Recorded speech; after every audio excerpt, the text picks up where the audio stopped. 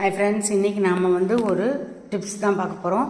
இது பார்த்திங்கன்னா மருந்து ஒயர் கூடைன்னு சொல்லுவாங்க இல்லையா, அந்த கூடை தான். செட்டிநாட்டில் இது ரொம்ப ஃபேமஸ்ஸு. இந்த கூடை நிறைய கிடைக்கும்.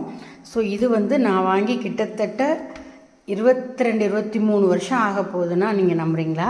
நம்ம இந்த கூடையை எப்படி மெயின்டைன் பண்ணோம் அப்படிங்கிறத இன்றைக்கி நான் சொல்ல போகிற டிப்ஸு.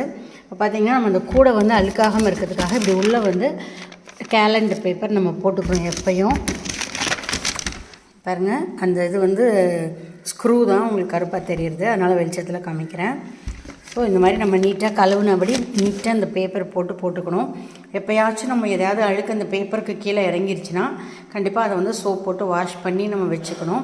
அதுக்கப்புறம் இன்னொன்று பார்த்திங்கன்னா இந்த இடத்துல அவங்க ஒரு கம்பி கொடுத்து தான் இந்த கூடை பின்னியிருப்பாங்க. ஸோ நீங்கள் இந்த கம்பியை விட அகலமாக திங்ஸ் அடிக்கடி வச்சிங்கன்னா கூட அகண்டு போயிடும், கொஞ்சம் நாளில் உடஞ்சிரும். அதனால் நம்ம அப்படி பண்ணாமல் இந்த ஷேப்புக்கு தகுந்த மாதிரி தான் நம்ம கூடையில் திங்ஸ் அடுக்கணும். இன்கேஸ் எப்போயாவது நம்ம தள்ளி பண்ணினாலும் இந்த கம்பியை திருப்பி நம்ம இப்படி கையால் இப்படி கரெக்ட் பண்ணி விட்டுறணும், அந்த கொஞ்சம் நகர்ந்ததையும். அப்போ தான் இந்த கூடை நல்லாயிருக்கும். இந்த வீடியோ உங்களுக்கு பிடிச்சிருக்கா சொல்லுங்கள். தேங்க்யூ.